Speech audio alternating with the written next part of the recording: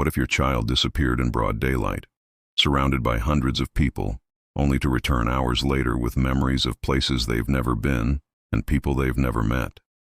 What if they spoke about spending time with you during the exact hours you were frantically searching for them?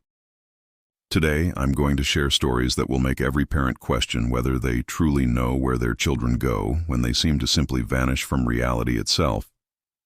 The nightmare began for Sarah Mitchell on what should have been a perfect Saturday afternoon in Central Park. Her 5-year-old son Tommy was playing on the playground, never more than 20 feet away from where she sat on the bench, scrolling through her phone and occasionally glancing up to check on him. One moment he was climbing the jungle gym, laughing with other children. The next moment, he was gone. Sarah's heart stopped. She called his name, walked around the playground equipment, asked other parents if they'd seen him. Nobody had noticed anything unusual. A child had simply ceased to exist in a space filled with witnesses, as if he'd never been there at all. Within minutes, Sarah was running through the park, calling Tommy's name, her voice growing more desperate with each unanswered shout. The police arrived quickly, along with park security and dozens of volunteers who joined the search. They combed through every inch of Central Park, checked every bathroom, every hiding spot, every possible location where a 5-year-old might wander. Security cameras showed Tommy playing on the playground at 2:47 p.m., and then nothing. It was as if he had simply dissolved into thin air. 3 hours later, as the sun was beginning to set and Sarah's panic had reached levels she didn't know were possible, her phone rang. It was Tommy calling from a payphone outside a grocery store in Queens, 12 miles away from the park. His voice was calm, almost cheerful, as he told his mother he was ready to be picked up now. When Sarah asked him how he'd gotten there, Tommy's answer chilled her to the bone. "You and Daddy brought me here, remember?" Sarah had been divorced from Tommy's father for 2 years. David lived in California and hadn't seen Tommy in 6 months. There was no possible way Tommy could have been with both parents that afternoon. Yet when Sarah picked him up from the grocery store, Tommy insisted that both his parents had been with him the entire time. He described their afternoon together in perfect detail. They'd gone to the zoo, eaten ice cream, and visited a toy store that Tommy had never seen before, but could describe down to the layout of the aisles. Most unsettling were Tommy's references to the transparent people he claimed to have seen throughout their supposed family outing. According to Tommy, these see-through figures had been everywhere, walking through the zoo, sitting in the ice cream shop, playing with children at a park they'd visited. Tommy spoke about them as naturally as he might describe the weather, explaining that the transparent people had tried to talk to him, but their voices sounded like they were underwater. When Sarah pressed Tommy for more details about his afternoon, his memories remained consistent but impossible. He remembered riding in Daddy's blue car, even though David had never owned a blue car and was 3,000 miles away. He recalled Sarah wearing a red dress she'd never owned, and both parents holding his hands as they walked through places that didn't exist in their neighborhood. Every detail was specific, vivid, and completely contrary to reality. Sarah contacted David immediately, thinking perhaps he'd secretly flown to New York for a surprise visit and somehow orchestrated this elaborate confusion. But David had been at work in Los Angeles the entire day, with dozens of colleagues who could verify his whereabouts. He was as baffled and concerned as Sarah, especially when she described Tommy's vivid memories of their supposed family reunion.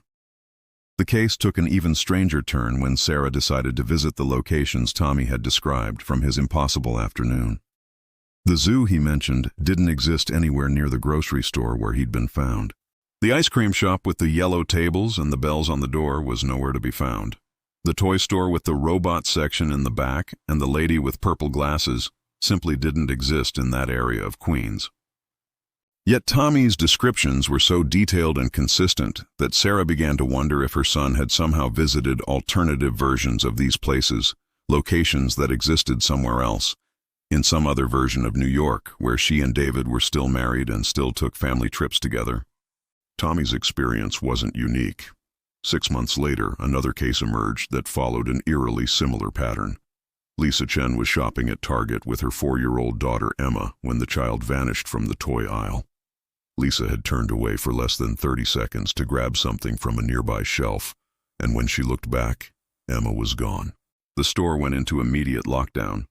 Security reviewed footage from every camera, employees searched every aisle, and the parking lot was monitored to ensure Emma hadn't been taken outside. After 2 hours of frantic searching, Emma was found sitting calmly in the store's cafe, coloring with crayons that hadn't been there when the search began. When Lisa asked Emma where she'd been, the little girl looked confused and said she'd been with Lisa the whole time.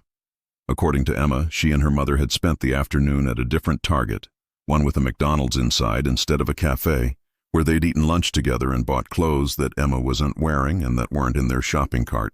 Emma described their conversation over lunch in detail, recounting advice Lisa had supposedly given her about starting kindergarten, even though Lisa hadn't mentioned kindergarten at all that day. Most disturbing was Emma's description of the other shoppers in this alternative Target. Like Tommy's transparent people, Emma reported seeing customers who looked like ghosts, people she could see through who moved differently than the regular shoppers. She said these see-through people had smiled at her and waved, but when she tried to wave back, they would disappear. The pattern continued with Marcus Rodriguez, whose 6-year-old son Jamie disappeared from their apartment bathroom and was found 30 minutes later sitting in the family's car in the driveway. Jamie insisted he'd been on a camping trip with both parents, complete with detailed memories of setting up a tent, roasting marshmallows, and sleeping under the stars. Marcus and his wife had never taken Jamie camping, and they certainly hadn't left their apartment that day. But Jamie's memories of their supposed camping trip were remarkably specific. He knew the exact layout of the campsite, could describe the other families they'd supposedly met, and even hummed a song he claimed they'd sung around the campfire. When Marcus tried to explain that they hadn't gone camping, Jamie became confused and upset, insisting that Marcus was forgetting their wonderful trip together. What made Jamie's case particularly unsettling was his description of the see-through animals he'd encountered during the camping trip. According to Jamie, transparent deer had walked through their campsite, and a ghostly raccoon had tried to get into their food. These creatures behaved like normal animals, but looked like animals made of water, and Jamie had been able to see the trees and tents through their bodies. The children in these cases shared several disturbing characteristics. They all returned with memories of spending time with family members who couldn't possibly have been there. They all described encountering transparent people or animals that seemed to exist alongside the regular world. And most unsettling, they all insisted that their impossible memories were real, becoming confused and upset when their parents tried to convince them otherwise. Dr. Amanda Foster, a child psychologist who began studying these cases, noticed that the children's memories weren't random or dreamlike. They were coherent, detailed, and emotionally consistent with genuine experiences. The children could draw maps of the places they'd supposedly visited, remember conversations word for word, and describe sensory details like smells and sounds that wouldn't typically appear in false memories or fantasies. Most importantly, these children showed no signs of trauma, confusion, or distress about their disappearances. They seemed genuinely puzzled by their parents' panic and couldn't understand why everyone was so upset about their perfectly normal family outings to places that didn't exist, with people who couldn't have been there. The search for rational explanations led nowhere. The children hadn't been abducted, hadn't suffered head injuries, and showed no signs of psychological disturbance. They were healthy, happy kids who had somehow spent hours in locations that didn't exist, with family members who were thousands of miles away, encountering transparent beings that appeared to be residents of some other version of reality. Security footage consistently showed the children simply vanishing from one location and reappearing in another, with no explanation for how they'd traveled between the 2 points. GPS tracking on phones and devices went dead during the disappearances, and attempts to trace the children's movements during their missing hours yielded no useful information. The most chilling aspect of these cases was how normal they felt to the children involved. Tommy, Emma, Jamie, and others like them returned from their impossible journeys with the casual attitude of kids who'd spent a pleasant afternoon with their families. They didn't understand why their parents were frightened, why their memories were being questioned, or why everyone seemed so concerned about experiences that felt perfectly natural to them. For the parents, however, these incidents raised terrifying questions about the nature of reality itself. If their children could disappear from crowded public spaces and return with detailed memories of impossible experiences, what did that mean about the world they thought they understood? Were their children slipping between different versions of reality? And if so, what determined which version they returned to? The evidence suggested that something far stranger than kidnapping or getting lost was happening to these children. They appeared to be visiting alternative versions of their own lives, realities where their families were different, their experiences were different, but their essential selves remained the same. And in these other realities, they were encountering transparent beings who might be the inhabitants of yet another layer of existence. The question wasn't where these children were going during their disappearances. The question was how many different versions of reality existed alongside our own, and why certain children seemed to have the ability to slip between them as easily as walking from one room to another. For every parent who heard these stories, one thought became impossible to ignore. The next time their child disappeared from sight, even for a moment, they might not be returning from the same world they'd left. The Tommy Mitchell case opened a floodgate. Within weeks of the story spreading through parent networks and social media, dozens of similar reports emerged from across the country. What had seemed like isolated incidents were revealing themselves to be part of a much larger, more disturbing phenomenon. Children weren't just getting lost and found. They were traveling to other versions of reality and returning with proof. The breakthrough came from an unexpected source, technology that was never designed to track interdimensional travel. Jennifer Walsh, a software engineer and mother of 7-year-old Kevin, had installed a comprehensive home security system after her son's first disappearance. When Kevin vanished from their backyard for the second time, the cameras captured something that challenged everything anyone thought they knew about the nature of reality. The footage showed Kevin playing alone in the sandbox at 3:22 p.m. At 3:23 p.m., he was gone, but the cameras hadn't captured him leaving through any door or gate. Frame-by-frame analysis revealed something far more unsettling. Kevin had become progressively more transparent over the course of 30 seconds, until he simply faded from view entirely. 3 hours later, he reappeared in the same spot using the exact reverse process, materializing from complete transparency back to solid form. When Kevin returned, he was wearing different clothes than he'd started with. The blue shirt he'd put on that morning had been replaced by a red one that Jennifer had never seen before. When she asked Kevin about the shirt, he looked confused and insisted he'd been wearing red all day. In his pocket was a small toy car that didn't belong to him, and when Jennifer asked where it came from, Kevin said his daddy had bought it for him at the store they'd visited together. Kevin's father had been at work all day, with security badge records proving he'd never left the building. Yet Kevin's memories of their afternoon shopping trip were detailed and consistent. He described the toy store they'd visited, the lunch they'd shared, and even the specific route they'd taken home. Most disturbing, Kevin insisted that Jennifer had been with them too, and seemed genuinely confused when she tried to explain that she'd been home the entire time. The pattern repeated across multiple families, but with variations that suggested these children weren't all visiting the same alternative reality. 8-year-old Maya Patel disappeared from her bedroom and was found 6 hours later in the family's garage, wearing a school uniform from a school she didn't attend. She spoke excitedly about her first day at Jefferson Elementary, describing teachers she'd never met and classmates whose names didn't match any children in their neighborhood. When Maya's parents contacted Jefferson Elementary, they discovered something impossible. Maya Patel was indeed enrolled there, with complete school records, emergency contact information, and even a class photo showing Maya with students and teachers she insisted she knew well.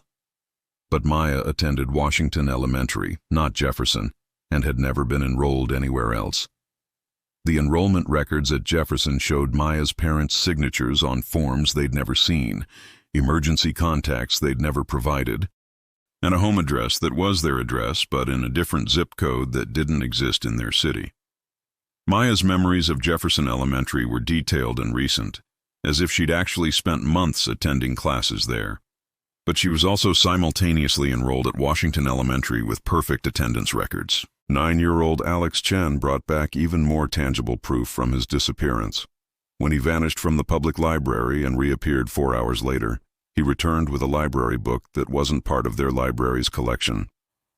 The book was checked out in Alex's name with a due date stamped for the following week, But the library stamp was from the central branch of their city's library system. Their city had no central branch. The book itself was familiar but wrong. It was Charlotte's Web by E.B. White, but the story was different. In this version, Charlotte the spider was blue instead of gray, and the pig's name was Gilbert instead of Wilbur. Alex read passages aloud to his parents, confused about why they seemed surprised by details he remembered from their previous readings of the book. To Alex, this had always been the story of Gilbert the pig and Charlotte the blue spider.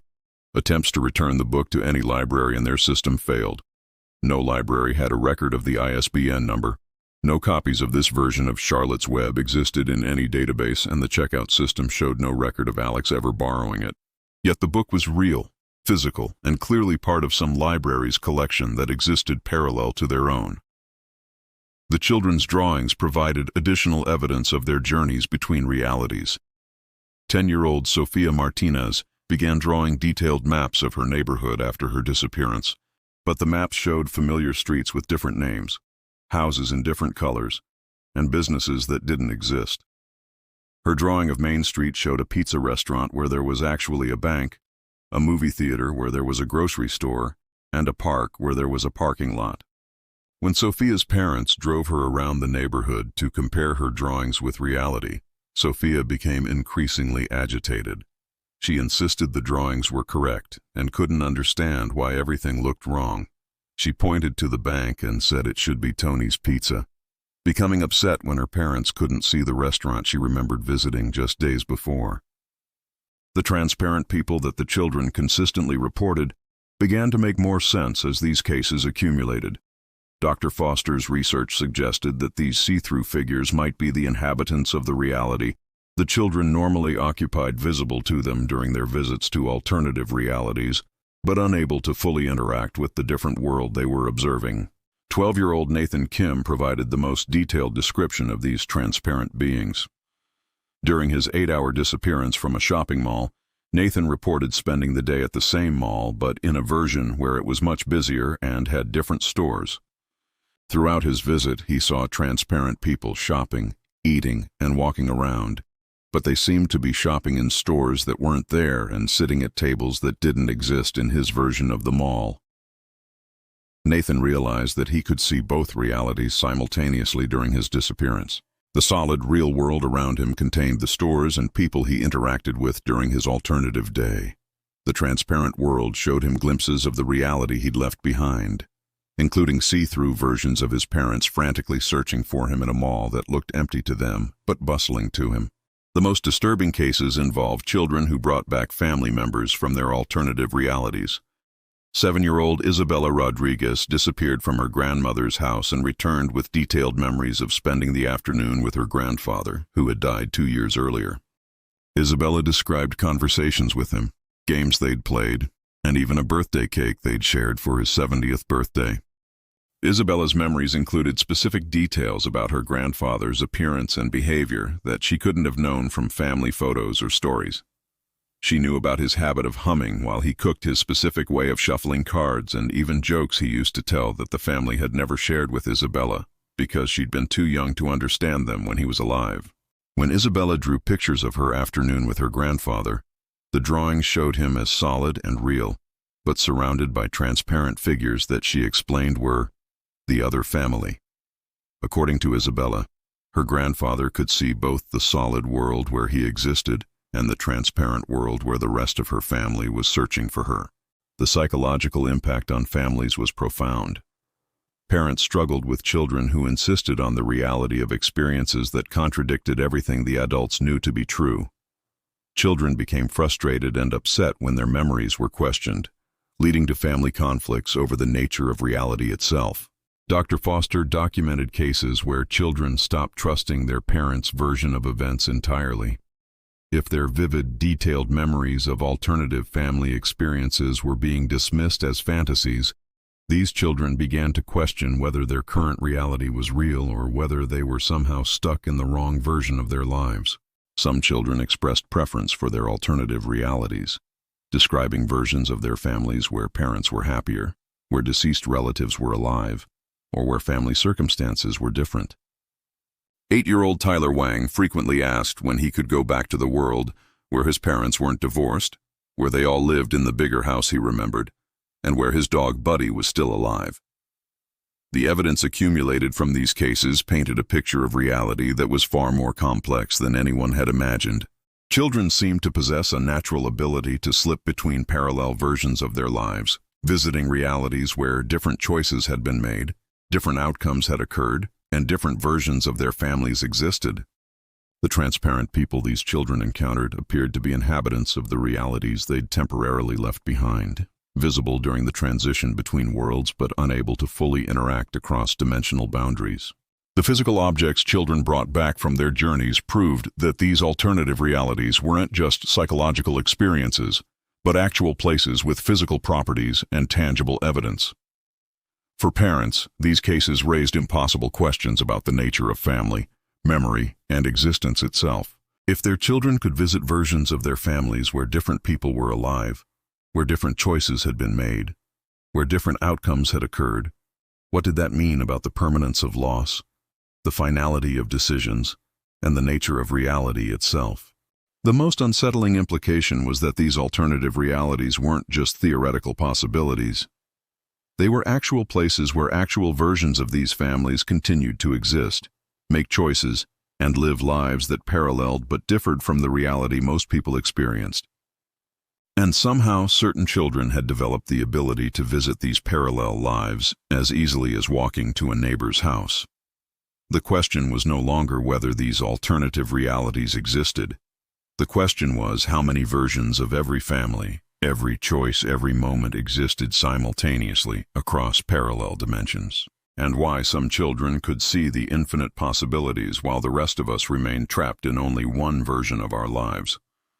For every parent who heard these stories the next time their child said they remembered something differently, the next time they insisted on a version of events that didn't match reality, the next time they seemed to know things they shouldn't know, those parents would have to wonder, was their child remembering incorrectly, or were they remembering correctly from a different version of the life they were all supposed to be living together? The lost child paradox wasn't about children getting lost. It was about children finding their way to lives that existed just beyond the boundaries of the reality the rest of us call home.